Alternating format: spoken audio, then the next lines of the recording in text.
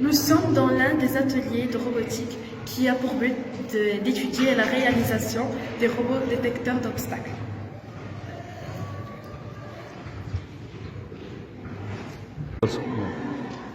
Objectif de ce robot, nommé le robot détecteur d'obstacles, est de se déplacer dans une pièce en évitant les obstacles. Les yeux de ce robot sont des capteurs ultrasons.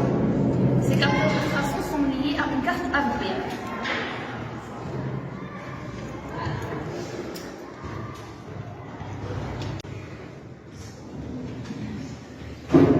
Le robot détecteur d'obstacles a plusieurs composants dont chacun a un rôle primordial pour son fonctionnement. Le capteur ultrason détecte les obstacles environnants. Le servomoteur donne une rotation de gauche à droite au capteur ultrason pour l'aider à détecter les obstacles. La carte Arduino traite les informations et donne des ordres aux différents composants du robot. Les fils électriques transmettent les ordres et l'énergie électrique aux différents composants du robot. La batterie alimente le robot en énergie électrique. Le module N298N contrôle les moteurs. Les moteurs à courant continu transforment l'énergie électrique en énergie mécanique et les roues transmettent cette énergie mécanique.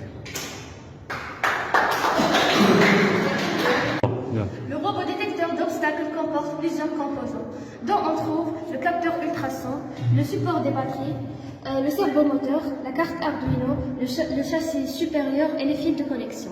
Dans le châssis inférieur, on peut distinguer les roues et leur moteur, et le module EL298N.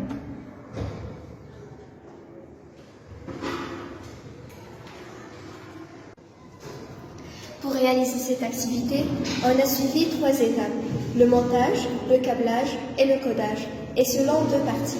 La première partie se compose de la préparation du sachet inférieur et comme vous pouvez vous en apercevoir est déjà finie. Donc pour débriefer, on a d'abord commencé par le montage du module et avec ses fils de connexion qui le relient avec le moteur à circuit continu et ces derniers permettent de contrôler l'orientation des roues. Au cours de la deuxième partie, on va monter le reste des composants. Support de la batterie, carte Arduino, servomoteur, capteur ultrason sur le châssis supérieur. Ensuite, on va les accorder électriquement suivant un circuit précis.